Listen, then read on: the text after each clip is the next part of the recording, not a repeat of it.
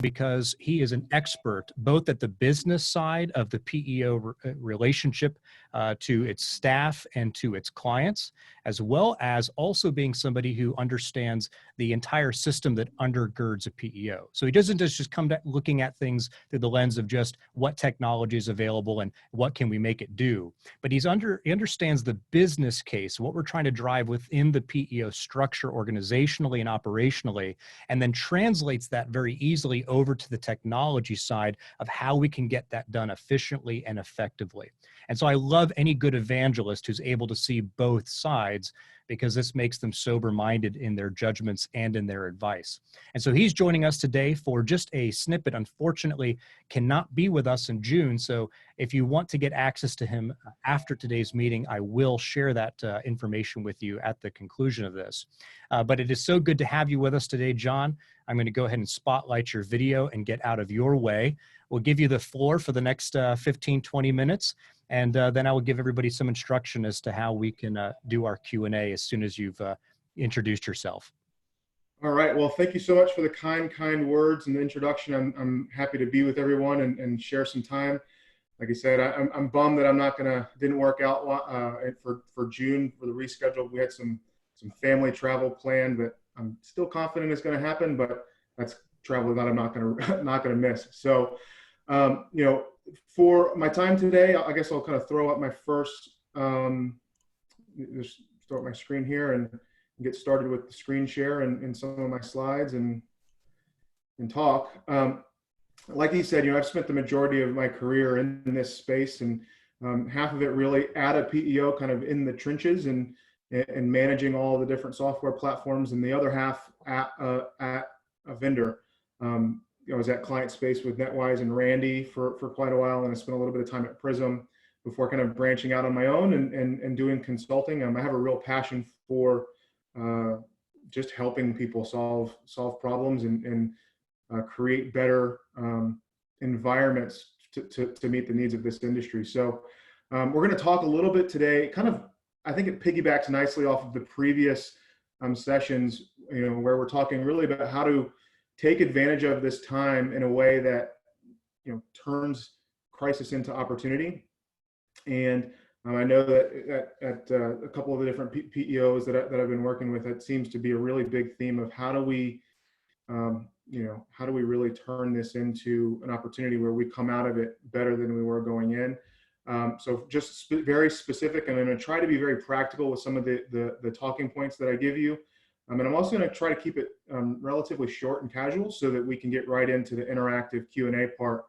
And because I kind of excel at that more than I do the more formal speaking. So we'll just get right into it. Not real fancy here, just a couple of slides with a couple of points. And we'll go to the first one. So one of the things that has come up and is a very big topic of discussion, especially when you're going into times of uncertainty or a lot of change, as well as you know, when you're really any time it should be important, but when you're changing from a centralized environment to a very decentralized workforce. And so and that's security. So we're going to just kind of talk real quick about security. All this work from home stuff and all the change, and it looks like it's going to be here for quite a while, has put a huge wrinkle in like a lot of IT departments and what they have to manage, and making sure that they take all the proper steps to keep everyone protected, especially all of the data.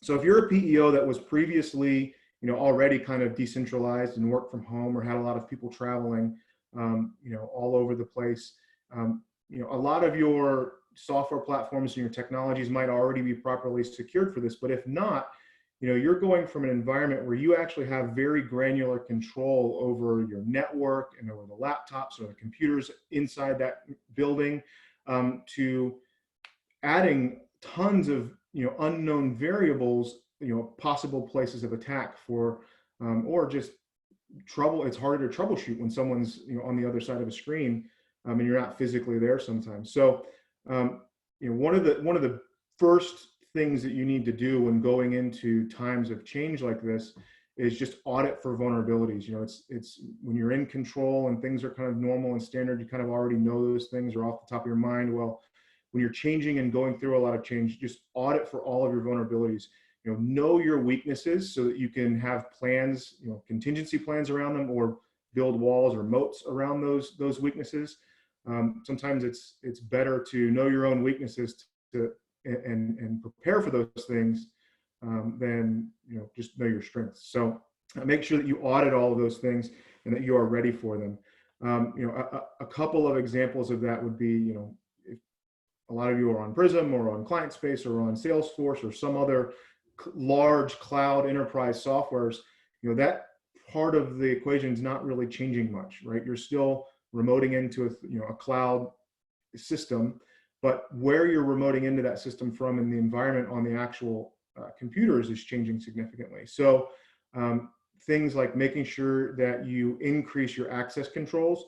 So all of your passwords and your usernames and the requirements to get into a machine, you increase the security around those, as well as you audit and you make sure that all of your monitoring and alert tools, something like a Splunk or an Alien Vault or an event tracker, are actually working and doing the job that you've set them out to. So, for example, if you are in a scenario where you can't disable USB storage devices on your laptops, you should be tracking, and be alerted that anytime someone puts a USB drive into a laptop, that it sends you a notification and it logs all of the interactions with that storage device. Preferable that you would just disable all of them, but that's not always realistic. And some other things, so that's kind of an example of where a monitoring and alert tool can really, really help. Also, if there's brute force attacks, you can get out in front of it if you have the proper monitoring and alert systems in place. And then other just practices like enforcing, VPN policies. So if you have something like a net extender where people can VPN from their home networks into your corporate centralized network where you have more control, that's always a good idea. And so audit for vulnerabilities and have plans and contingencies to deal with those vulnerabilities.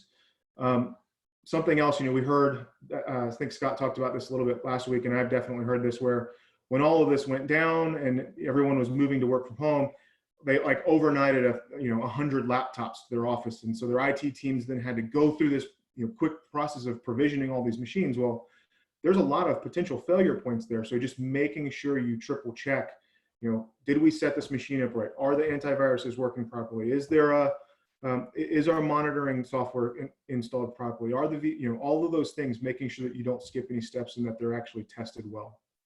And then another big part of security is just continuing to re-educate your employees. So things like how to quickly and efficiently identify phishing attacks. And there are softwares out there, or like some softwares that like Trend Micro has, where you can spoof phishing attacks and create a list of employees that passed or failed. Maybe you give extra education to people that failed. Another thing is to reiterate and re-communicate your trust but verify processes. So things like if someone asks for a large invoice, you say, okay, this looks legit, but I'm going to verify it through a different communication means. I had an example where a client of mine only a couple of weeks ago, and we've all heard these stories where someone emails in, hey, I need you to ACH this for this legal thing, for this legal payout, and it was like $25,000. Literally, it's not like, oh, we didn't check or we weren't trying to validate. We had email communication back and forth that sounded legit and felt real, but because we trusted and we verified through a different communication means, we at the time said, okay, we're emailing here. The other communication would either be pick up the phone or get on Teams, right? And communicate that way. The real person that was being asked to validate was like, no, that's not me. And so you can catch things like that with proper procedures and policies in place. Another quick thing is like, watch out for Zoom bombing and make sure that you're using the security available to you in your software. Zoom bombing is a perfect example of this, where if people just were aware of and actually implemented the security tools that Zoom already had in place, right? It's like, not like this Zoom bombing phenomenon caused them to add waiting rooms or add the password protected functionality. That stuff just wasn't enabled by default. So I'm understanding some of those security features, and don't wait for your vendors to enable them by default, so to speak. That's not to say, I know that there's a lot of other issues with Zoom and some privacy things, but the Zoom bombing specifically is an example where take advantage of the security things available to you. Don't wait for the vendor to do that. And then something else to really educate your people on, this is a big deal, is proper work from home office setup, right? So don't let them slip into the mentality of, well, I have this machine at home now, it feels like a personal machine. Well, it's not. It's a corporate asset. You need to treat it as such. So make sure that, like, when you're not on it, it shouldn't be used for your kids' homework, right? Or when you're not on that laptop, don't just leave it sitting around open and unlocked. You need to use the same walk away locking, policies that you would use if you were sitting in Starbucks and had to get up, even for a second from that machine. And then also making sure that people set up their at-home offices so that, like, kids not going to spill a coffee on it or something, right? That it's just convenient and secure to take care of not only the company data, but the actual physical assets as well.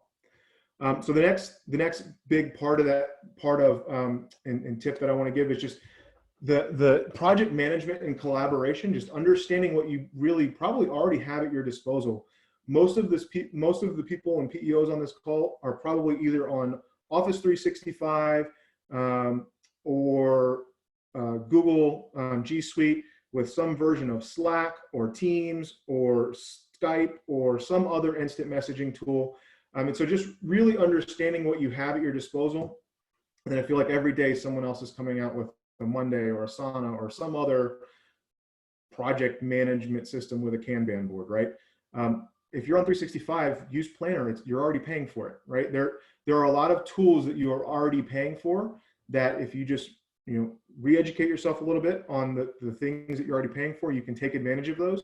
And so that's one part of the collaboration equation. And the other part is creating and starting to create, integrate just agile project management principles into your culture. So you don't have to go full blown with a traditional agile Scrum process with Scrum boards and things like that, like a software company might, but just the concepts of, we need to move fast, we need to focus on getting things done and moving them forward, and then we make iterative improvements on those. That type of project management is very valuable in times of crisis, when sometimes things change a lot and they change very fast. And so by using a tool like Slack or Microsoft Teams, along with agile principles, you'll find that, like, not only is collaboration go up, but you're able to get a lot done faster that way as well. And just a quick note on Slack and Teams. Those tools are pretty amazing, and they've really become like collaboration hubs. It's a part of kind of the digital plumbing of your organization, that foundation that you lay. I know that Scott likes to use that term, digital plumbing, but those tools really have become like collaboration hubs where, right from within Teams, I can do all kinds of things and interact because it's integrated with all the other Microsoft tools, just to make it easy to just live right there and get things done as a team. And then the last thing to be aware of there is kind of the new way of communication that has come about as a result of all of this. You're not able to just pop into someone's office, or it's not as convenient to just pop on a screen share sometimes, because I feel like I've got webinars all day long, right? Or I'm doing this all day long. So it's created the need to change the way that your organization communicates to being very heavily dependent on written communication, right? So it takes some shift, but once you kind of get through that culture shift, it can be very valuable, because when you have to stop and think, okay, I have to put this in writing, it shouldn't just be like this stream of consciousness brain dump that is unaudited, right? I'm going to put this on paper, and it's going to kind of live in someone else's mind. They'll be able to reread it. I need to put a little bit of extra effort into writing well and communicating clearly. And then on the other side of that, the person that receives it has time to process it. Which means their response will more than likely be a higher quality response. So just creating that asynchronous communication through more written communication, it can be very valuable, although it is difficult to make that shift. It's not natural for some people. And then one thing that I will caution against with all of these collaboration tools is really try to avoid the presence prison. And that's just the concept of, oh, it's 8 a.m. Why is your light not green, right? That can create serious anxiety within an organization, which just causes things to go downhill very quickly. And the last point on this one, just around culture, is, when crisis hits or when you're faced with difficulty, a lot of times change, that is not the time to throw out the playbook. That is the time to lean into the playbook and make iterative improvements to the playbook. So when I was at Client Space and we would implement the enterprise CRM, we talked about this all the time, and we actually did this internally through the book E-Myth. And it's this concept of turning your institutional knowledge into software, right? So all of your processes, your standard operating procedures, turning that into automated workflows. And there are a lot of tools that can do that. Clearly, I like Client Space. I spend a lot of time there. Salesforce, Dynamics, even you can do some of this just with the 365 or just Google automation tools. You don't have to have an expensive enterprise CRM to accomplish some of these things, although they do accelerate your ability to implement them quicker. So I would just say lean into your technology-driven processes, and then make iterative changes to them as you go. All right, and then so the last step is trying to get a little bit more practical on things that you can do to just level up and be better on the outside, on the back end of this. So the first is reporting and data. A couple of my clients, as soon as we started into this process, especially with the PPP loans and things like that, we need to start generating data. People need their information. They need it now, and they need it fast. Well, understanding how to get data out of your systems, whether it's Prism or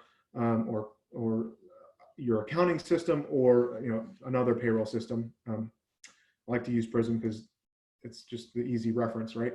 But understanding where all of your data lives, understanding your data model, and if it's not you, making sure someone on your team does, and they know how to get the data out of that system. So a lot of PEOs, some of your larger PEOs may have full-blown data warehouses with like a Tableau BI report writing tool and like a Welland to get the data in there, and some other tools pumping data in this warehouse, and they've got a staff of BI people that can get that information quickly, right? Well, we don't all have that privilege. So one of the things that I would recommend doing is, easy ways to level up is encourage your employees to learn and increase their skills in Excel. Specifically around the concept of Power Excel, so Power Pivots and Power Queries. I forget how long ago it was, but Mr. Excel himself, the guy that's widely renowned as like the most knowledgeable Excel expert, MVP that's outside of Microsoft itself.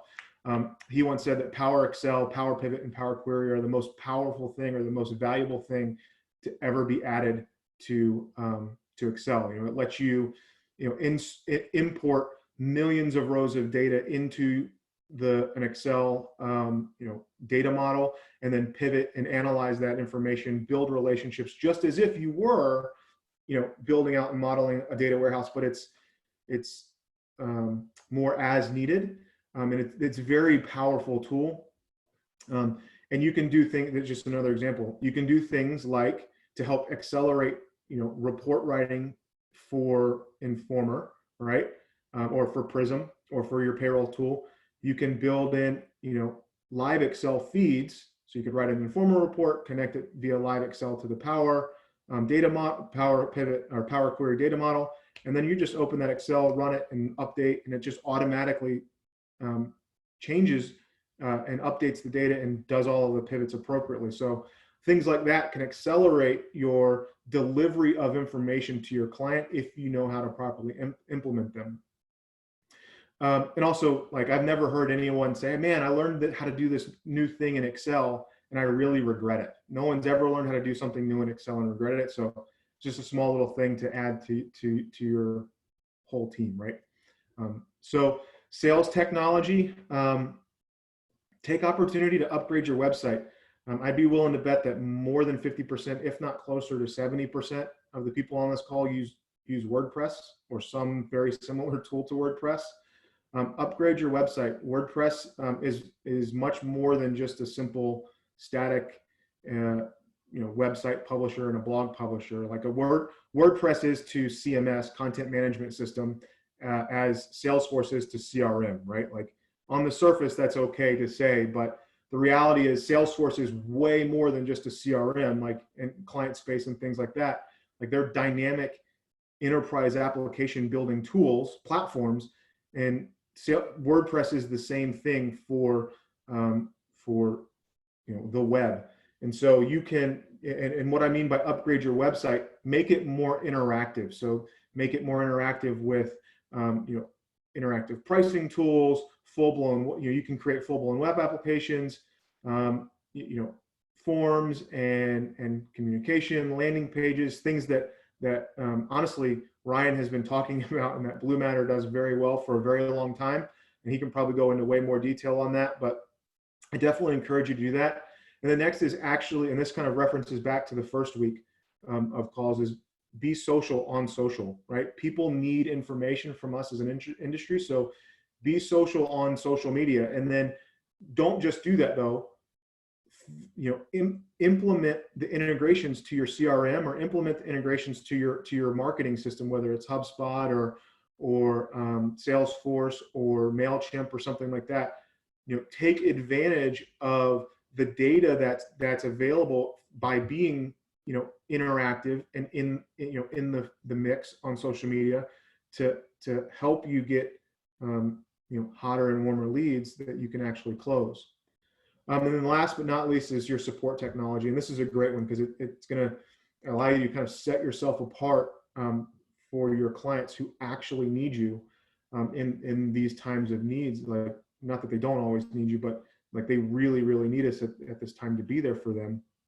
So, one of the great ways you can do that is to create more support channels. Meet your clients where they are. Reduce the barriers of entry to get help from you and your team. And so you can do that by putting support forms on your website. You can have chat bots and live agents. There's hundreds of different vendors for those, and they can integrate to those chat bots and live agents can integrate to your CRM. They can integrate to your Slack or Teams tools to make it easier. You can put support forms in your employee portal. If you're on Prism, there's already a version of that goes, can create a support case directly into client space, or you can, Dynamics or Salesforce, you can embed via an iframe into the employee portal where they can submit a support ticket. And then the other thing is through those support channels, make sure you focus on routing and delegation. So you don't just say, oh, we have a new case, and someone's sitting there looking at the case queue and they're just making sure that, yep, this one, who playing traffic cop or where do all these cases go?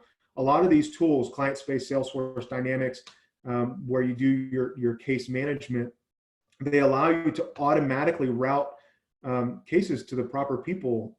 For example, the client team rep, this case needs to automatically go to that client's payroll rep because it's a payroll related issue or question, or HR rep. So the idea is there, get the questions and issues into the best possible person as fast as you can, or as fast as possible, just to kind of reduce resolution times. And then the last item that I have on here is publish as much as you can. Publish self-service resources for your clients. And this takes a little bit more effort and making sure that you have the right tools in place. But it's very possible, to create your own customer resource center. And for those of you that are Prism clients, you're familiar with they have a great customer resource center. You can create something like that just for your clients, and you can have it single sign-on from the employee portal, where to do that, it would require you to build a library of knowledge, and then publish a way where they can submit tickets to you and go back and look at their old tickets. That, in a very, very simple way, that's a customer resource center. And then over time you add to it. And so, some practical steps to do that is start by going to every department and ask them, what are the top 5 questions that we answer all the time? And then write those or turn your responses to those into knowledge articles. Now you've got a library of knowledge articles that you can share. And most of these tools where you build a CRC, they have connections and integrations between the knowledge articles and the chatbots.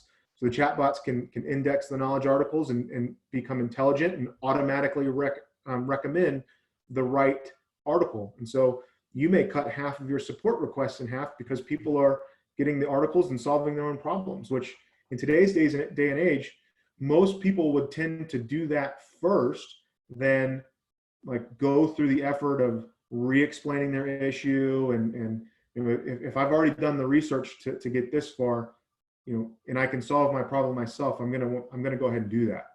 And it's kind of weird, that's where we are, but the reality is that's the culture now.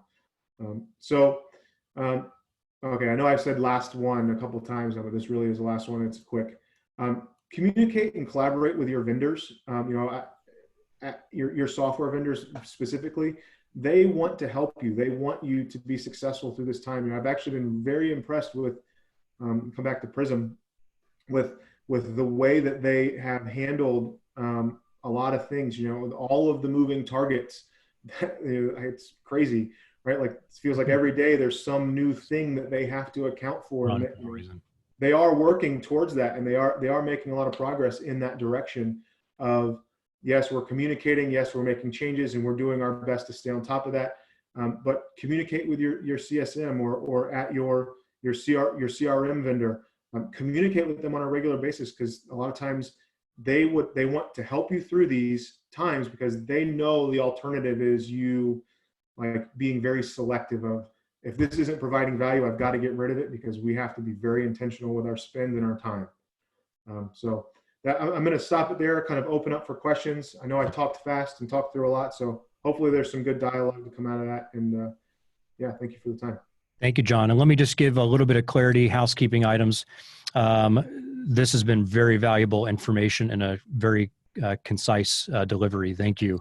If you do want to contribute a thought or ask a question, you do have the ability to unmute yourselves at your will. We just ask that you use the raise hand function if you can. Sometimes we get a few people that unmute at the same time. To do that, you'll notice at the bottom of your screen, there is a button called Participants. It's got the number 24 next to it now. When you click on that, it'll open up a pane on your screen, and on the very bottom left of that pane, it says for you to raise your hand right next to the yes button. So if you just raise your hand for any questions that you have for John, we'll then call on you. You can unmute yourself and ask your question. So when we get finished up here with John, just to let you know, we will also be having a session where Kim Egginton is going to be going through a number of things that are working right now in sales and marketing, not theoretical, but things that are working that might even be totally surprising and counterintuitive to you. So make sure you hang on for that. So who's got a question or a comment for John?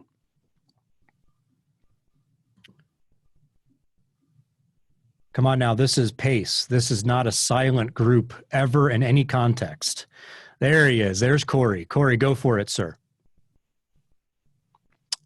Your hand is raised, but you'll have to unmute your audio device, which I'm not seeing connected to your computer. Maybe while we're waiting for Corey, we did get a question that came in. When you register, there is a form there, like the forms that John talked about. And one of the questions was, what recent changes in operating software are recommended? And if the person who asked that is on the call, they might even give us some clarification. It doesn't say operating systems, but operating software. What recent changes in operating software?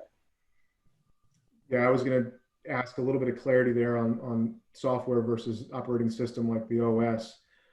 Clearly on the OS, so make sure you're up to date and with all your patches strictly from a security standpoint. Operating systems within a PEO typically look like the combination of their their product delivery software, which is like a Prism, or their payroll and HRIS system, the CRM system, Dynamics, Client Space, Salesforce, and their accounting back-end system. So things are constantly changing and evolving, right? And without extra clarity on the question, the reality is you have to make sure that you or someone on your team are constantly maintaining or reading the release notes on your software platforms. And so, for example, every time Prism does a release, forward the release notes to all of your department. Tell them, we as the IT team are monitoring this, or we as the executives are monitoring these for the high level things to make sure that we don't go down. But it's your responsibility as the department managers to identify what's relevant to you and what is valuable to our clients, and then engage with the IT team if you need help implementing it. That's a effective way of doing it. And then you as executive leaders should probably be aware and read those release notes, at least at a high level, to know what's coming. So you don't think, hey, they said they were going to deliver this 6 months ago, where is it? And the reality is you've had it turned on for 6 months now, right? I've seen that happen. So clear communication about those things internally. I mean, most of your good software providers are going to have really well written and documented release notes as they push things out. Okay, looks like Corey has his mic available and unmuted. Corey, what was your question? Yes, John, after this call, maybe you can help me with these buttons. I'll ask both of them, because I know we wrote a little bit short on time. I kind of wrote down two that I thought were interesting. Corey, I'm sorry to interrupt you, sir, but I know you were joking about technical difficulties, but you are actually having technical difficulties. Your audio is going to have to mute you. I'm very, very sorry, Corey. Maybe, sir, try texting through the chat interface your comment, but your audio is giving us a lot of intense sound. Not sure what that was. I'll try unmuting you. Corey, Corey, do you want to try now? Any better? Seems like it's better. Thank you, Corey. Okay. Maybe I was going too fast. I'll try to slow myself down. Texas two-step. John, real quick on you had a lot of interesting information. Excuse me. As far as work from home, if you had, as we all do, budgets or just getting thrown into this and used to it, what would be some of the products you mentioned as a, let's say small, medium-sized PEO that you would concentrate on first to help communication, collaboration, and opportunities? Yeah, the first thing I would implement, well, it depends on what you guys are using as a like your just productivity suite. So are you on like Google G Suite, or are you on 365 from Microsoft? If you're on Office 365, Teams. Dive into Teams, use Microsoft Teams. Every single bit of Microsoft Teams is amazing. And then, clearly tools like Zoom or like Ring Central for your phone system. Ring Central, there's a tier of that comes with it's like they resell basically the Zoom technology for meetings. So those two things, Zoom really for kind of external meetings where you have to have like large lists like this, and then with quality video sharing, and then Microsoft Teams for internal collaboration. If you're on the Google G Suite, they do have their own version of like Hangouts that they've updated, but it's kind of lacking in comparison to Slack. So if you're on Google for G Suite, clearly use like all their document and drive stuff for collaboration, but yeah, use Slack and integrate it with Slack. It's a very powerful tool. And that, Slack There is a free tier of that, but the paid tier is relatively cheap by comparison. But the thing I like about the Microsoft is that Teams comes with all of the 365 levels. And then practice, right? Like you with Zoom, especially for sales teams. Salespeople are going through a huge shift now where like they may be used to selling face to face. Well, this is a new type of face to face, so practice with it. Become an expert at the tool, so you're not fumbling through, right? As you're trying to sell, you don't want your sales call that is now over Zoom to be overshadowed by technical fidgetry. I just made that word up, but right, like fidgeting with the tool. So that's definitely one of the things I would recommend there. Hey, John, Yes. just a follow-up to that question. You talked quite a bit about Excel and pivot tables, and Yeah. if you're not that reliant on pivot tables and you want to collaborate, is Google Sheets, I mean, is there a reason not to use Google Sheets to collaborate? No, so Google has a version of it. It's Power Tables or like Google Tables if you want to do the Power stuff. But Google Sheets is perfect. And, the Excel Power Tables and Power Query and Power Pivot stuff is really for if you have to process a lot of data, like a full year or a couple years worth of all of the payroll vouchers and things like that. But other skills to have that are just like, I'm shocked sometimes that basic just business people don't know how to do a VLOOKUP, right? That's simple things that, maybe because I live in the world of IT, that shocks me, but knowing how to do a VLOOKUP is a skill that is incredibly powerful. And, knowing how to combine tables and do things like that and put charts on things is visualize your data. Those little things are available in G Sheets or the Google Sheets. You can do all those same things there as you do in the Microsoft desktop or online version. So it seems it's weird sometimes being a guy that I like to be super innovative and on the front end of like technology and pushing the envelope. And yet I'm sitting here talking about Excel. It's one of those things that is so fundamental and foundational as a tool, specifically when we're talking about like being nimble in a crisis. Just like, let's not quabble over having Tableau or some other BI tool. Just use Excel. It's powerful. Use Google Sheets. It's powerful. Get the job done, right? And then when we're not in a crisis, we can talk about spending a couple tens of thousands of dollars to implement a data warehouse and expensive tools, right? So here's my opinion on it. So yeah. Great, thanks. Mm-hmm. Do we have any other questions from the group? Any other questions or comments for John today? You can raise your hand or just unmute yourself. Corey? All right, let's try it again. Still good? Yes. All right, making progress.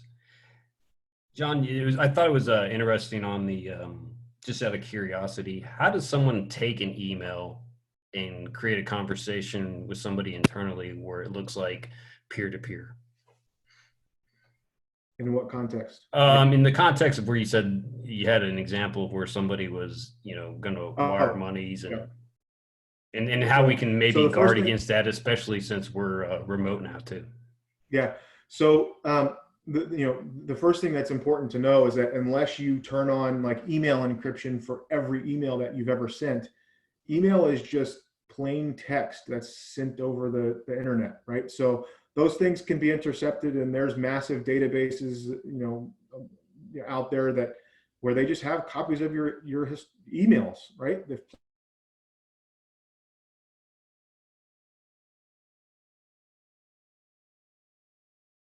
I may have lost John on that one.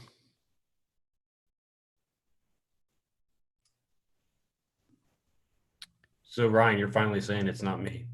It is not you, Corey. It seems that John may be on the exit and having to return. To capitalize on that as looking at the time, I think it might actually be a wise time to transition. Corey, we'll have to have I'm sure that you and John have regular conversations offline. And so, yes, Brian, technology is a double-edged sword.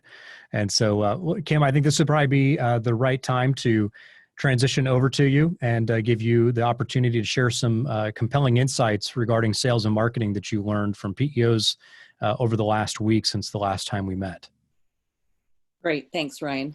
And I know we don't have a lot of time here, so I sort of prematurely sent in the chat my email address. So if you want to follow up with me and get my notes, there's a link that's in them that might be valuable. My name is Kim Egginton. It's 3 words, egg in ton. And if you try and find me with ing in the middle, you may have trouble. So that's, and in the chat, I've given you my email address, and I'm going to just jump into sales and marketing because I have learned some kind of surprising things. Everybody has been wanting to talk about potential sales leads in the current marketplace. And I'm going to mention some things that you might say, oh, we've already decided we don't want that kind of business. But I'm asking you to kind of look at it with new eyes. The landscape is a little different than it has been, and you might find a place where it works for you. There's not a lot of hiring going on in most businesses, but there is opportunity. And one of the first ones, I've heard 2 or 3 people say, we never bring on sole proprietors. It's just, they're too small, they're not worth it. But I can tell you from my years of selling PEO services, that's what we thought at Staffing Services. We never do sole proprietors, but I had so many sole proprietors that were interested in the services that we took another look at it and we said, you know, if we charge them enough, might be worth it to us. So that's what we did. We set up a flat fee, and they were some of the best clients we had. They were very low maintenance. A lot of them made the same salary every pay period. We didn't have a lot of comp claims. We didn't have trouble with unemployment. It was just easy peasy. So that might be something you would consider. There are PEOs who are picking up that kind of business now who never thought they would. Sole proprietors are sometimes not keeping good records. They don't really know how to account for taking an owner's draw. They don't know what's payroll and what isn't. They haven't been able to file for the PPP stuff because they don't keep good records and they don't have a good enough understanding. They've always got the quarterly tax filings to worry about. That's a huge burden for them. So they can use PEO services, and it's very valuable to them. I have a friend who works in heating and air conditioning, and he says that he puts in heating and air conditioning, and then he goes home, and every single night he has 1 to 2 hours worth of paperwork, and it's killing him. So that's one to consider. Another is, believe it or not, restaurants and restaurant groups. A lot of these that you might not consider in normal situation are good opportunities now because they really need help.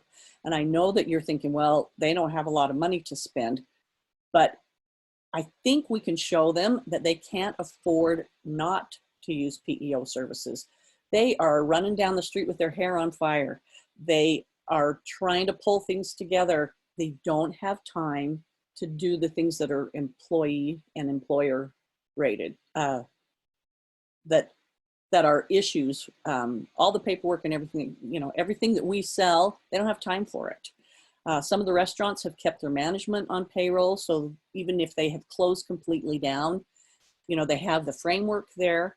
So think about restaurants and restaurant groups. Another one is residential and commercial support services.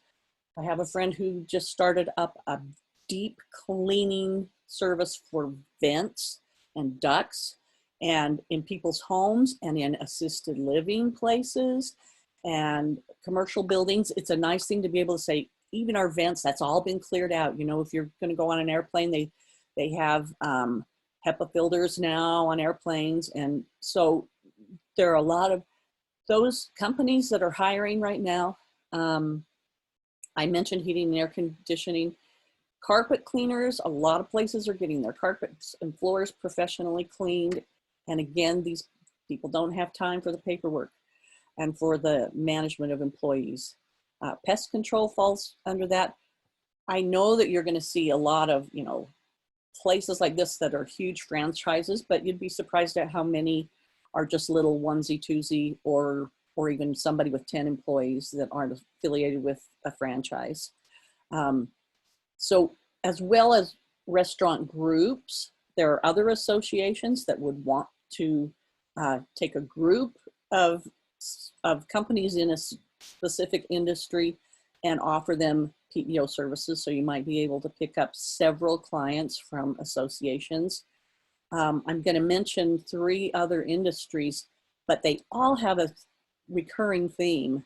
They all need help. They're all super busy. They're trying to regroup and rebuild and rebound. They don't have time for employment issues and tax filings. And we can prove to them that it costs them less to use a PEO than to try and do it themselves. So that's the recurring theme. But the industries are construction and contractors. A lot of PEOs are bringing on that kind of business right now. Mechanics, auto mechanics, medical and dental. Everybody is busy with other stuff and they're desperate. They're almost in panic mode. So there's a lot of opportunity to be had. I don't know if anybody has any questions about that. Again, if you'll email me and tell me, I'll give you a copy of this, just kind of a list of what I've talked about. But these are all examples that have come from other PEOs. That's the business that they're bringing on right now. We've got a couple of questions from PACE members that have come in on that form. And a lot of them are about, we don't have face-to-face meetings as much anymore. A lot of it's online. How can we create personalization and make them feel like we care about them and, still get that face-to-face? And how can we maximize our sales efforts and still keep quotas in mind and be meeting quotas? What are the biggest changes there? And there was somebody who left some insight. They said there's been a real shift from being reactive with clients. You have to be proactive. And I actually got a really good link to information about being proactive in this COVID-19 environment. And it was put out by Vingresso, Vivica's company. So if you email me and you want a link to that, it's a whole big article and about how to use text and how to use video. It's pretty good. So I'll be glad to share that with you. We don't have time to go over all of that. And as always, you have to think of the client as people who need your help. You have to care about them, and that you can make that come across. I mean, I hope you're feeling like I care about you, because I really do. And your salespeople just need to keep that in mind, care about them, and let them feel like you're an asset, you're a resource for them, and be proactive about it. And Kim, if I could comment on that to support your thinking there, the psychology of you being on the front end, communicating, empathizing, being peaceful, being prepared, being organized in a context where a customer is feeling frazzled and stretched. You must be doing something better or differently that is giving you the ability to be so calm right now. These waters don't scare you. Smooth waters never made a good sailor. So this kind of communication style, as well, thinking very clearly about your messaging, less just being technically available and technically accurate and being just a dispenser of accurate information, but being this is where you want your people that have high EQ skills, effectively giving talking points for the sales team, reviewing sales messages that are going out, making sure that ads are not tone deaf, a number of those different kind of things. So communication is so key here, Kim, and I'm totally in agreement with your suggestions. I think Lee is also in hold, Kim. He may have a thought to add as well. Lee, do you want to unmute your mic? Sure. You hear me? We can. Perfect. I was just going to reinforce something that you were saying about the sole proprietors and the construction folks. We have seen probably in the last 6 or 8 weeks a huge spike, hundreds of submissions that are from that particular space. And I asked a couple of the PEOs that use the system, why is it that you're looking at this stuff now? And they said, we're digging deep. But the consensus is exactly what you said, which is rarely do they have claims. It's family, and family doesn't file claims on family. You may not want to bring on roofers. Right. Yeah, in general, sole proprietors can be golden if you charge them a reasonable amount for the PEO and what makes sense for them. That's what they're doing, this set fee. Yeah. Any other questions?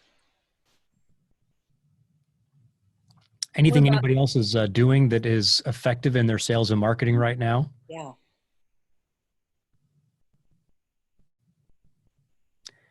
Now, that's not a question that you want crickets for. So well, that's why I made some phone calls this last week and talked to people and asked them what was working for them. Yes. I think as we, Kim and you and I have had some conversations here in between these meetings, and what seems consistent that Ray and Kim have both talked about offline in between these is when Pace made the pivot a few years ago to sales, marketing, and technology, it was because that was clearly a gap in the industry.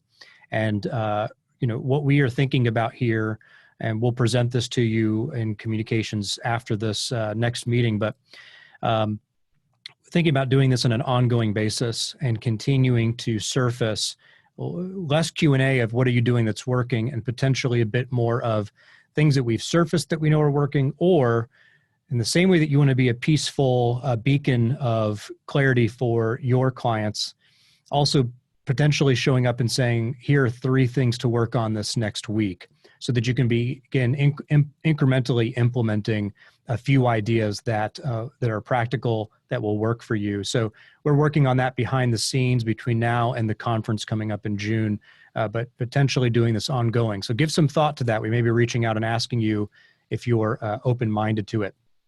Kim, I know John is back on the line, and I would love to be able to give him just a moment to give him a chance to sign off, and also tell us, for those on the call, John, can you hear us? Can we unmute you, or can you unmute yourself? There you are. I'd love for you, John. Yeah, sorry about that. The power went out at my house. I don't know, random. So able to get reconnected. I'm happy about that. And yeah, I appreciate the time. I always love getting together with the Pace folks, and just kind of the collaboration that really, it really is a powerful and rare thing that we have here. So just thank you for that time, and I look forward to connecting with you guys again. And, I think, I don't know, I'm throwing this out there, I think we should do more of these, Mastermind mini series, throughout the year. I think it's a very powerful thing. If you need some help with your technology, or whether it's big strategy or just simple projects, I'm happy to help. And you can reach me just ykemaconsulting.com, or Ryan can share my email address in the chat if you like. So be happy to do that. Thank you, John. And Kim, we've got one more meeting coming up this next week that is scheduled with Mark Irving. For those of you who don't know him, he's not a name that you have probably come across before. We work with him at Blue Matter, and his company that he works within called WordStream. WordStream is the largest provider of Google advertising in the country, one of the largest players in the entire world with the platform of Google. Within that organization that does that level of volume and precision, they actually have an entire core team at Google. And Mountain View that specifically services for WordStream's needs. The head of the team for analytics and strategy for the entirety of WordStream is Mark. He's a really down-to-earth, but incredibly brilliant, practical person. So right now is a season where you want an air war and a ground war. Your air war is your content and your advertising and your social. Your ground war is still beating the streets, smiling and dialing, getting on the phone and making it happen. Mark is the preeminent thinker on advertising in the air war. And we'll be making an introduction for you on our call next Thursday at 2 p.m. And he will also be speaking at the June conference. And I know, Kim, you'll share some details about that before we close. But you literally, we say this in marketing, it's a must attend, don't miss. This is literally, you don't miss this event coming up next Thursday. You want to be there to hear what he has to say. I think he'll restore your confidence in the vehicle of advertising and help you see how you can get leads probably cheaper that are more qualified there than kind of like your typical lead, your lead banks where you can kind of go and buy a bunch of them. But Kim, do you want to transition us out with some housekeeping items related to the event coming up in June and close us out today? I just want to reiterate that we are committed to the conference in June. We're moving forward with that. All the speakers are committed. We're going to have the run of the hotel. So I don't think social distancing is going to be a big problem. The hotel is working out ways for those who want to social distance. And we're just really excited to see each other in person again. And if you haven't registered, go do that. You can do that at pacepeo.com, and the registration is in the events tabs up at the top. And if you have team members that can't make it with you, you're going to come and you want them to attend some of these sessions, but they're just unable to make the trip. I think we've also got a hybrid option, Kim, that Ray released for us today. Ray opened up the ability for us to do that. And we'll have some details forthcoming about that beginning next week, likely, if you want to be able to include those additional members of your team through the hybrid approach. So right. We'll give you some details on that. What Ryan's talking about with the hybrid approach is we'll have it in person and we'll also have an online option for members of your team. Great. Well, I think that wraps us up. And if I look at the time, we're landing the plane right on time today. So as always, it's fantastic to have everybody on this call and to be able to spend some time with you in between these times when we can't always be together. We look forward to being with you all next week, Thursday, 2 p.m. Eastern. Make sure you bring anybody within your marketing and sales organization to next week's event, as well as signing them up for the main event happening in June. We look forward to seeing you all, and we appreciate your attendance today, and we'll talk to you soon. Bye. Thanks.